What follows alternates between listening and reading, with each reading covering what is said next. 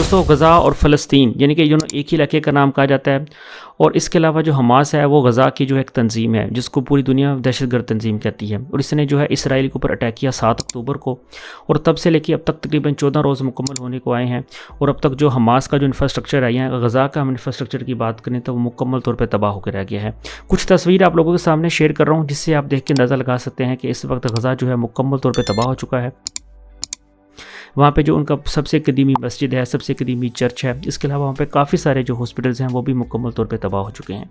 अगर हम बात करें तो 11 अक्टूबर को यूएनओ की रिपोर्ट आती है जिसमें पता चलता है कि यूएनओ का जो शेल्टर होम्स है वहाँ पे जो पानी है वो ख़त्म हो जा रहा है। वहाँ पे हॉस्पिटल्स जो हैं, इसके अलावा वहाँ पे जो स्कूल्स हैं वो भी पनागज़ीनों की वजह से मुकम्मल तौर पे भर चुके हैं। 15 अक्टूबर को एक और रिपोर्ट निकल कर सामने आती है जिसमें बताया जाता है कि फ़लस्तीन के जो हॉस्पिटल्स हैं वो तकरीबन फुल होने के करीब पहुँच चुके हैं, क्योंकि इसराइल ने फ़लस्तीन के हॉस्पिटल्स के ऊपर ही अटैक किया है। और पिछले चंद रोज़ में आपने देखा होगा कि जो अटैक्स हैं वो बढ़ते जा रहे हैं और ख़ास तौर पे पब्लिक सिविलियंस के ऊपर किए जा रहे हैं। पूरी दुनिया इस चीज़ पे भी एहतजाज कर रही है कि इसराइल अगर हमास तंजीम को ख़त्म करने जा रहा है तो इसमें जो हमास के जो सिविलियंस हैं या जो फ़लस्तीन के सिविलियंस हैं उनका क्या कसूर है, क्योंकि अब तक रिपोर्ट के मुताबिक तकरीबन 2800 से ज़्यादा फ़लस्तीनीज़ जो हैं वो शहीद हो चुके हैं। इसके अलावा कई हज़ार अफराद ऐसे हैं जो कि मलबे तले बिल्डिंग्स के नीचे दबे हुए हैं, और कहा जा रहा है कि उनकी तादाद हज़ारों से कई गुना बढ़ चुकी है, क्योंकि वो अब तक मलबे से निकाले नहीं जा चुके और इसलिए उनका डाटा अब तक क्लियर सामने नहीं आया। अगर हम हमास की बात करें तो हमास एक ऐसी तंजीम है जिसको पूरी दुनिया दहशतगर्द तंजीम कहती है, और उसने 5000 रॉकेट्स के ज़रिए इसराइल के ऊपर हमला किया।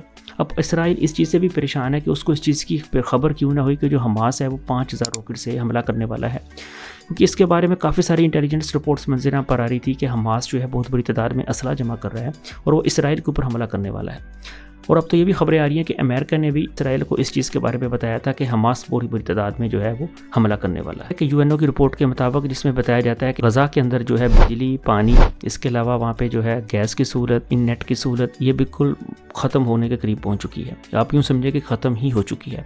आप इमेजिन करके देखिए कि क्या पोजीशन होगी ऐसे इलाके के अंदर जहाँ पे ना बिजली नहीं है, इंटरनेट की सहूलत नहीं है, आपको बुनियादी फैसिलिटीज़ नहीं है, पूरी दुनिया से आप कट ऑफ बैठे हैं और आपके ऊपर शदीद किस्म की बमबारी की जा रही है। कुछ ऐसी सूरत हाल के अंदर इस वक्त गज़ा की जो है आवाम झेल रही है। लेकिन पूरी दुनिया ये भी सवाल पूछ रही है इसराइल से कि हमास के साथ तो आपकी लड़ाई है, लेकिन जो सिविलियंस हैं उनका क्या कसूर है, उनको इतनी बड़ी तादाद में क्यों मारा जा रहा है। इसराइल ने जो है आपको पता चले कि दोनों तरफ से बॉर्डर बिल्कुल बंद किया हुआ है गज़ा का, क्योंकि हम जानते हैं कि गज़ा का जो एक बॉर्डर है वो सिर्फ मिस्र के साथ लगता है, जिसको रफ़ा क्रॉसिंग भी कहा जाता है। पूरी दुनिया अपना अमदादी संभाले के इस वक्त रफ़ा क्रॉसिंग के ऊपर खड़ी है और इस चीज़ का वेट कर रही है कि कैसे ये मिस्र इस चीज़ की इजाज़त दे देगा ताकि वो पनागज़ीनों तक यहाँ जो फ़लस्तीनी हैं या जो गज़ा के लोग हैं उनकी मदद कर सके। लेकिन मिस्र और अरब ममालिक ने वो बॉर्डर खोलने से इनकार कर दिया है, ये कहकर कि हम जो फ़लस्तीनी जो लोग हैं, क्योंकि ये उनका मुल्क है, उनको अपने मुल्क में रहने की इजाज़त नहीं देंगे क्योंकि ये उन्हीं का ही मुल्क है।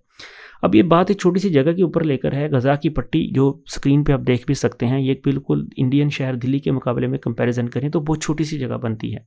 इसराइल फ़लस्तीन के ऊपर जंगी के ऊपर मैंने एक और भी वीडियो बनाई है, लिंक ऊपर आपको नज़र आई कार्ड में आ रहा होगा। इसके अलावा डिस्क्रिप्शन में भी उसका लिंक मौजूद है, वहाँ से जाके भी वीडियो आप देख सकते हैं। इस इलाके की बात करें तो यहाँ पे तकरीबन 22 लाख से ज़्यादा लोग रहते हैं और पूरी दुनिया इसको ओपन एयर भी कहती है। यहाँ पे लोग बहुत ज़्यादा कंजेस्टेड माहौल के अंदर रहते हैं, इनके पास ये सहूलियतें ना होने के बराबर हैं। अब जब इस सूरत हाल में जब गज़ा के ऊपर बहुत शदीद किस्म की बमबारी की जा रही है तो वहाँ पर एक नुमाइंदे ने बताया कि वहाँ पर हॉस्पिटल्स तकरीबन 80% भर चुके हैं। फ्यूल ख़त्म हो जाने की वजह से डायलिसिस के जो मरीज़ हैं 60 के करीब, उनकी जो कंडीशन है बहुत ज़्यादा क्रिटिकल है। इसके अलावा 35 पेशेंट्स आईसीयूज़ के अंदर हैं और उनके पास भी फ्यूल ना हो जाने की वजह से 48 आवर से ज़्यादा अरसे तक हम उनकी केयर नहीं कर सकते। गज़ा के अंदर इकलौते इकोनॉमिकल जो हॉस्पिटल है उसके अंदर तकरीबन 35 के करीब पेशेंट जो है वहाँ पे दाखिल हैं और फ्यूल ना हो जाने की वजह से उनको भी जो ज़िंदगी है वो 48 आवर्स तक उनको क्रिटिकल सिचुएशन में रखा जाएगा। और उसके अलावा उनकी जो कैंसर की जो पोजीशन है उसको इससे ज़्यादा डील नहीं किया जा सकता। गज़ा की अगर हम हलाकतों की बात करें तो वहाँ पर सबसे ज़्यादा हलाक होने वालों में जहाँ पे सिविलियंस मारे जा रहे हैं उनमें तकरीबन 60% जो है वो बच्चे शामिल हैं, क्योंकि हम सब जानते हैं कि गज़ा की जो आबादी है वो बहुत बड़ी तादाद में वुमेंस के ऊपर और बच्चों के ऊपर मुश्तमिल है। और इस क्रिटिकल सिचुएशन के अंदर बच्चे ही सबसे ज़्यादा जो हैं वो सफ़र कर रहे हैं। पूरी दुनिया जो है इसराइल पर ऊपर जोर भी डाल रही है कि वो बच्चों के ऊपर अटैक करना बंद करे। और गज़ा की जो बुनियादी सहूलियत हैं, जैसे फूड की सहूलत होगी या पानी की सहूलत होगी या मेडिकल की सहूलत होगी, उसको परमिशन दे ताकि वो जाके उसकी इमदाद कर सकें और इसराइल और फ़लस्तीन जो है उनकी फ़लस्तीन की जो है उसकी मदद कर सकें। लेकिन बहरहाल इसराइल ने मुकम्मल तौर पे ऐलान जंग कर रखा है। उसका ये दावा है कि वो इस बार फ़लस्तीन को या गज़ा की जो उनकी तंजीम है हमास का, उसका मुकम्मल तौर पे ख़त्मा करके रहेगा। दुनिया इस चीज़ के ऊपर ज़ोर दे रही है कि दोनों ममालिक दूसरे के करीब आएँ ताकि इनके दरमियान सुलह हो सके, इनकी जो जंगबंदी हो सके। लेकिन इस बार की जंगबंदी पिछली जंगबंदी से काफ़ी मुख्तलिफ है और इसको तकरीबन 14 रोज़ मुकम्मल हो चुके हैं। आपको मेरी वीडियो कैसी लगी ज़रूर बताएं और आने वाली वीडियो के अंदर मैं आपके लिए मज़ीद डिटेल लेकर आऊँगा। तब तक के लिए इजाज़त दीजिए, मिलते हैं फिर अगली किसी वीडियो में। अस्सलाम वालेकुम वरहमतुल्लाह।